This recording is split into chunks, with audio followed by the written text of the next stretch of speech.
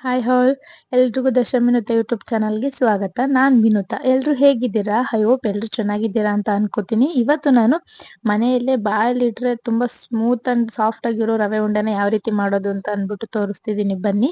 ಈಗ ಇದಕ್ಕೆ ಮಾಡೋಕೆ ಏನೇನು ಇಂಗ್ರೀಡಿಯೆಂಟ್ಸ್ ಬೇಕು ಅಂತ ಅಂದ್ರೆ, ಮೊದಲಿಗೆ ನಾನಿಲ್ಲಿ ಅರ್ಧ ಕೆಜಿ ಸಣ್ಣ ರವೆನ ತಗೊಂಡಿದ್ದೀನಿ, ಅರ್ಧ ಕೆಜಿ ಸಕ್ಕರೆನ ತಗೊಂಡಿದ್ದೀನಿ, ಮತ್ತೆ 1 ಕಪ್ಪಷ್ಟು ಹಾಲನ್ನ ಕಾಯಿಸಿ ಎತ್ತಿಟ್ಕೊಂಡಿದ್ದೀನಿ, ಮತ್ತೆ ನಾನಿಲ್ಲಿ ಹಸಿ ತೆಂಗಿನಕಾಯಿ ತುರಿನ ತುರಿದ್ಬಿಟ್ಟು ತಗೊಂಡಿದ್ದೀನಿ, ಸ್ವಲ್ಪ ತುಪ್ಪ, ಏಲಕ್ಕಿ ಶುಂಠಿ ಪೌಡರು ಮತ್ತೆ ಗೋಡಂಬಿ ದ್ರಾಕ್ಷಿನ ತಗೊಂಡಿದ್ದೀನಿ. ಇವಾಗ ಮೊದಲಿಗೆ ಏನ್ ಮಾಡ್ಬೇಕು ಅಂತ ಅಂದ್ರೆ, ಒಂದು ಪ್ಯಾನ್ನ ಇಟ್ಕೊಂಡು ಅದಕ್ಕೆ ನಾವಿಲ್ಲಿ ತುಪ್ಪನ ಹಾಕೋಬೇಕಾಗುತ್ತೆ. 2 3 ಟೇಬಲ್ ಸ್ಪೂನ್ ಹಾಕೊಂಡಿದ್ದೀನಿ. ಅದಕ್ಕೆ ಡ್ರೈ ಫ್ರೂಟ್ಸ್ ಗೋಡಂಬಿ ದ್ರಾಕ್ಷಿ ಮಾತ್ರ ತಗೊಂಡಿದ್ದೀನಿ. ನೀವು ಬಾದಾಮಿ ಬೇಕಾದ್ರೂ ಹಾಕೋಬಹುದು, ಅದು ಇನ್ನೂ ಎಕ್ಸ್ಟ್ರಾ ಟೇಸ್ಟ್ ಕೊಡುತ್ತೆ. ಇಷ್ಟನ್ನು ಕೂಡ ಹಾಕೊಂಡು ನೀಟಾಗಿ ಫ್ರೈ ಮಾಡಿ ಒಂದು ಬೌಲಲ್ಲಿ ಹಾಕಿ ಸರ್ವ್ ಮಾಡಿ ಎತ್ತಿಟ್ಕೊತಾ ಇದ್ದೀನಿ. ನೆಕ್ಸ್ಟ್ ನಾವಿಲ್ಲಿ ಏನ್ ಮಾಡ್ಬೇಕು ಅಂದ್ರೆ, ಡ್ರೈ ಫ್ರೂಟ್ಸ್ನೆಲ್ಲ ಫ್ರೈ ಮಾಡ್ಕೊಂಡಿರ್ತೀವಲ್ಲ, ಅದೇ ತುಪ್ಪಕ್ಕೆ ನಾವಿಲ್ಲಿ ರವೆನ ಹಾಕೋಬೇಕು. ನಾನಿಲ್ಲಿ ಅರ್ಧ ಕೆಜಿ ರವೆ ಫುಲ್ ರವೆ ಉಂಡೆನ ಮಾಡ್ಕೊತಾ ಇದ್ದೀನಿ. ಅದರಿಂದ ಅಷ್ಟನ್ನು ಕೂಡ ಹಾಕೊಂಡ್ಬಿಟ್ಟು ನೀಟಾಗಿ ಫ್ರೈ ಮಾಡ್ಕೊತಾ ಇದ್ದೀನಿ, ಅಂದ್ರೆ ಚೆನ್ನಾಗಿ ಹುರ್ಕೋತಾ ಇದ್ದೀನಿ. ರವೆನ ಎಷ್ಟು ಚೆನ್ನಾಗಿ ಹುರಿತೀವೋ ಅಷ್ಟು ಚೆನ್ನಾಗಿ ರವೆ ಉಂಡೆ ಬರುತ್ತೆ. ಅಥವಾ ಈಗ ಹಸಿಯಾಗಿ ಅಕಸ್ಮಾತ್ ಒಂದು ಅರ್ಧಂಬರ್ಧ ಹುರಿದು ಮಾಡ್ಬಿಟ್ರೆ ಅದು ಹಸಿಯಾಗಿ ಇರುತ್ತೆ, ರವೆ ಉಂಡೆ ಚೆನ್ನಾಗಿರಲ್ಲ. ಅದರಿಂದ ಅದು ಒಂದ್ ಸ್ವಲ್ಪ ಕೆಂಪು ಬಣ್ಣ ಬರೋವರೆಗೂ ಚೆನ್ನಾಗಿ ಮೀಡಿಯಂ ಫ್ಲೇಮಲ್ಲಿ ಅಥವಾ ಲೋ ಫ್ಲೇಮಲ್ಲಿ ಸ್ವಲ್ಪ ಪೇಷನ್ಸ್ ಇಂದ ಚೆನ್ನಾಗಿ ರವೆನ ಹುರ್ಕೊಂಡ್ಬಿಟ್ರೆ ರವೆ ಉಂಡೆ ತುಂಬಾ ಚೆನ್ನಾಗಿ ಬರುತ್ತೆ. ಅಂಡ್ ನೋಡ್ತಾ ಇರ್ಬೋದು, ಇವಾಗ ನಾನು ಕೂಡ ಒಂದ್ ಅರ್ಧ ಹುರ್ಕೊಂಡಿದೀನಿ, ಇನ್ನೂ ಒಂದ್ 5-10 ನಿಮಿಷ ಚೆನ್ನಾಗಿ ಹುರ್ಕೋತೀನಿ ಲೋ ಫ್ಲೇಮಲ್ಲೇ. ನೋಡ್ತಾ ಇರ್ಬೋದು, ಇವಾಗ ಎಲ್ಲಾನು ಕಂಪ್ಲೀಟ್ ಆಗಿ ಹುರ್ಕೊಂಡಿದ್ದಾಗಿದೆ. ಇಲ್ಲಿ ನೋಡ್ತಾ ಇರ್ಬೋದು ಎಷ್ಟು ಕೆಂಪಗಾಗಿದೆ ಅಂತ ಅನ್ಬಿಟ್ಟು. ಇಷ್ಟು ಕೆಂಪಗಾಗೋವರೆಗೂ ನಿಧಾನಕ್ಕೆ ಕೈ ಬಿಡ್ದಂಗೆ ಹುರ್ಕೋಬೇಕಾಗುತ್ತೆ, ಇಲ್ಲಾಂದ್ರೆ ಸೀದೋಗ್ಬಿಡುತ್ತೆ. ಅದಕ್ಕೋಸ್ಕರ ನೀಟಾಗಿ ಫ್ರೈ ಮಾಡ್ಕೋಬೇಕು. ಇದೆಲ್ಲ ಫ್ರೈ ಆಗಿದ ನಂತರ ನಾನು ರವೆ ಎಲ್ಲ ಹುರ್ಕೊಂಡಿದ್ಮೇಲೆ ಒಂದು ಬೌಲಲ್ಲಿ ಅರ್ಧ ಕೆಜಿ ಅಷ್ಟು ಸಕ್ಕರೆನ ತಗೊಂಡಿದ್ದೆ. ಆ ಬೌಲಲ್ಲಿರೋ ಸಕ್ಕರೆಯಲ್ಲಿ 3/4 ಬೌಲ್ ಅಷ್ಟು ಮಾತ್ರ ಹಾಕೊಂಡಿದ್ದೀನಿ. ನಿಮ್ಮ ಮನೇಲಿ ನೀವು ಜಾಸ್ತಿ ಸ್ವೀಟ್ಸ್ ತಿಂತೀರಾ ಅಂತ ಅಂದ್ರೆ ಇನ್ನಷ್ಟು ಸಕ್ಕರೆನೂ ಕೂಡ ಹಾಕೋಬಹುದು, ಅಂದ್ರೆ ಅರ್ಧ ಕೆಜಿ ಸಕ್ಕರೆ ಪೂರ್ತಿ ಕೂಡ ಹಾಕೋಬಹುದು. ಅಷ್ಟನ್ನು ಕೂಡ ಹಾಕೊಂಡು ಸಕ್ಕರೆನೂ ಕೂಡ ಒಂದ್ 5-10 ನಿಮಿಷ ಚೆನ್ನಾಗಿ ಇದು ರವೆ ಜೊತೆ ಹುರ್ಕೋಬೇಕಾಗುತ್ತೆ. ನಾವ್ ಎಷ್ಟು ಚೆನ್ನಾಗಿ ಹುರಿತೀವೋ ರವೆ ಉಂಡೆ ಅಷ್ಟು ಚೆನ್ನಾಗಿ ಬರುತ್ತೆ. ಅದರಿಂದ ಆದಷ್ಟು ರವೆನ ಚೆನ್ನಾಗಿ ಹುರ್ಕೊಳ್ಳಿ. ಇವಾಗ ನಾನು ಸಕ್ಕರೆನೂ ಕೂಡ ಹಾಕೊಂಡ್ಬಿಟ್ಟು ಚೆನ್ನಾಗಿ ಹುರ್ಕೊಂತಾ ಇದ್ದೀನಿ. ಇಲ್ಲಿ ನೋಡ್ತಾ ಇರ್ಬೋದು, ಅದನ್ನು ಕೂಡ ಒಂದು 10 ನಿಮಿಷ ಚೆನ್ನಾಗಿ ಹುರ್ಕೊಂತಾ ಇದ್ದೀನಿ.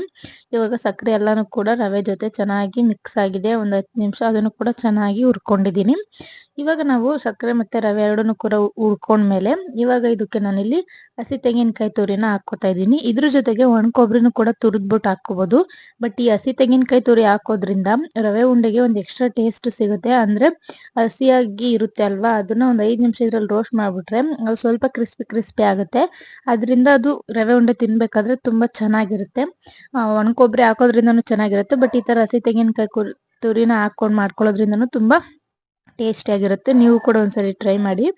ಅಂಡ್ ತೆಂಗಿನಕಾಯಿ ತುರಿನೂ ಕೂಡ ಎಲ್ಲಾನು ಕೂಡ ಹಾಕೊಂಡ್ಬಿಟ್ಟು ನೀಟಾಗಿ ಅದನ್ನು ಕೂಡ ಒಂದ್ 10 ನಿಮಿಷ ಚೆನ್ನಾಗಿ ಸಕ್ಕರೆ ರವೆ ಜೊತೆ ಮಿಕ್ಸ್ ಮಾಡ್ಕೊಂತಾ ಇದ್ದೀನಿ. ಅದನ್ನು ಕೂಡ ಲೋ ಫ್ಲೇಮಲ್ಲಿನೇ ಒಂದ್ 5-10 ನಿಮಿಷ ಚೆನ್ನಾಗಿ ಹುರ್ಕೋಬೇಕು. ಇವಾಗ ಇಲ್ಲಿ ನೋಡ್ತಾ ಇರ್ಬೋದು, ನಾನು ಚೆನ್ನಾಗಿ ಹುರ್ಕೊಂಡಿದ್ದಾಯ್ತು. ಎಲ್ಲಾನು ಕೂಡ ಚೆನ್ನಾಗಿ ಹುರ್ಕೊಂಡಿದ್ದೀನಿ. ನೀವೇ ನೋಡ್ತಾ ಇರ್ಬೋದು ಎಷ್ಟು ಚೆನ್ನಾಗಿ ಕಾಣ್ತಿದೆ ಹುರಿದಿರೋದು ಅಂದ್ಬಿಟ್ಟು. ಇದೆಲ್ಲ ಹುರ್ಕೊಂಡ್ಮೇಲೆ ನಾನು ಇವಾಗ ಏನ್ ಮಾಡ್ತಾ ಇದ್ದೀನಿ ಅಂದ್ರೆ, ಇದಕ್ಕೆ ಏಲಕ್ಕಿ ಶುಂಠಿ ಪೌಡರ್ನ ನಾನು 1/4 ಟೇಬಲ್ ಸ್ಪೂನ್ ತಗೊಂಡಿದ್ದೀನಿ. ಇದನ್ನ ಜಾಸ್ತಿ ಹಾಕ್ಬಿಟ್ರೆ ಅದೇ ಫ್ಲೇವರ್ ಆಗ್ಬಿಡುತ್ತೆ. ಅದರಿಂದ ನಾನು ಇಲ್ಲಿ 1/4 ಟೇಬಲ್ ಸ್ಪೂನ್ ಅಷ್ಟು ಮಾತ್ರ ತಗೊಂಡಿದ್ದೀನಿ. ಅಷ್ಟನ್ನು ಕೂಡ ಹಾಕ್ಬಿಟ್ಟು ಅದೊಂದ್ 5 ನಿಮಿಷ ಚೆನ್ನಾಗಿ ಎಲ್ಲಾ ಕಡೆಗೂ ಮಿಕ್ಸ್ ಆಗಂಗೆ ಮಿಕ್ಸ್ ಮಾಡ್ಕೋಬೇಕು. ಇಲ್ಲಿ ನೋಡ್ತಾ ಇರ್ಬೋದು, ನಾನು ಇವಾಗ ಮಿಕ್ಸ್ ಮಾಡ್ಕೋತಾ ಇದ್ದೀನಿ. ಎಲ್ಲಾನು ಕೂಡ ಮಿಕ್ಸ್ ಮಾಡ್ಕೊಂಡಿದ್ದಾಯ್ತು. ಇವಾಗ ಫೈನಲ್ ಆಗಿ ಇದಕ್ಕೆ ಹುರ್ಕೊಂಡಿರೋ ಡ್ರೈ ಫ್ರೂಟ್ಸ್ನ ಹಾಕೋತಾ ಇದ್ದೀನಿ. ಗೋಡಂಬಿ ಮತ್ತೆ ದ್ರಾಕ್ಷಿನ ತಗೊಂಡಿದ್ದೆ. ಇದ್ರ ಜೊತೆ ಬಾದಾಮಿನೂ ಕೂಡ ಚಿಕ್ಕದಾಗಿ ಹೆಚ್ಚಿ ಫ್ರೈ ಮಾಡಿ ಹಾಕೊಳ್ಳಿ, ಚೆನ್ನಾಗಿರುತ್ತೆ.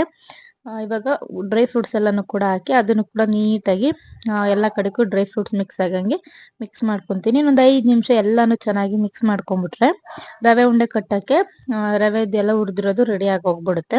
ಇಲ್ಲಿ ನೋಡ್ತಾ ಇರ್ಬೋದು, ಇವಾಗ ಎಲ್ಲ ಕಡೆನೂ ನೀಟಾಗಿ ಮಿಕ್ಸ್ ಮಾಡ್ಕೊತಾ ಇದ್ದೀನಿ. ಇವಾಗ ಎಲ್ಲಾನು ಕೂಡ ರೆಡಿ ಆಯ್ತು.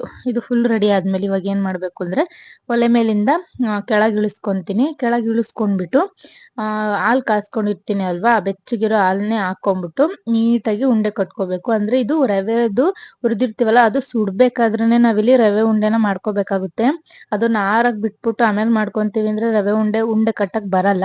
ಸೊ ಅದ್ರಿಂದ ನಾವು ಬಿಸಿಲೇನೆ ಈ ತರ ಸ್ವಲ್ಪ ಸ್ವಲ್ಪನೇ ಹಾಲ್ನ ಹಾಕೊಂಡು ನೀಟಾಗಿ ಕಟ್ಕೋಬೇಕಾಗುತ್ತೆ.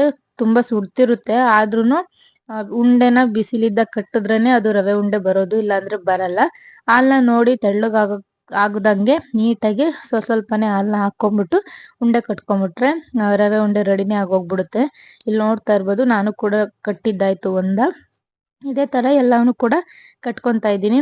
ನನ್ನ ಕೈ ಕೂಡ ಎಷ್ಟು ಕೆಂಪಗಾಗಿದೆ ನೋಡ್ಬೋದು. ಅಂದ್ರೆ ಸುಡ್ತಿರೋದನ್ನ ಮುಟ್ಟಿದ್ರೆ ಹಂಗೆ ಆಗುತ್ತೆ, ಬಟ್ ಅದನ್ನ ಉಂಡೆ ಕಟ್ಟಕ್ ಬರಲ್ಲ ತಣ್ಣಗಾದ್ರೆ ಅನ್ಬಿಟ್ಟು ಸುಡೋದ್ರಲ್ಲೇ ಕಟ್ತಿರೋದ್ರಿಂದ ಕೈ ಕೂಡ ಸ್ವಲ್ಪ ಕೆಂಪಾಗ್ಬಿಟ್ಟಿದೆ. ಸ್ವಲ್ಪ ಆಗಿದೆ, ಅದು ಕೆಂಪಾದ್ರೂನು ರವೆ ಉಂಡೆ ಚೆನ್ನಾಗಿ ಬರುತ್ತೆ ಅಲ್ವಾ, ಅದರಿಂದ ಮಾಡ್ಕೋಬೇಕಾಗುತ್ತೆ. ಇಲ್ಲಿ ನೋಡ್ತಾ ಇರ್ಬೋದು, ಇವಾಗ ಎಲ್ಲ ರವೆ ಉಂಡೆನೂ ಕೂಡ ರೆಡಿ ಮಾಡ್ಕೊಂಡಿದ್ದಾಯ್ತು. ಅಂಡ್ ತುಂಬಾ ಸ್ಮೂತ್ ಅಂಡ್ ಸಾಫ್ಟ್ ಆಗಿರುತ್ತೆ, ಬಾಯಲ್ಲಿಟ್ರೆ ಕರ್ಗೆ ಹೋಗುತ್ತೆ, ಅಷ್ಟು ಚೆನ್ನಾಗಿ ಬಂದಿರುತ್ತೆ.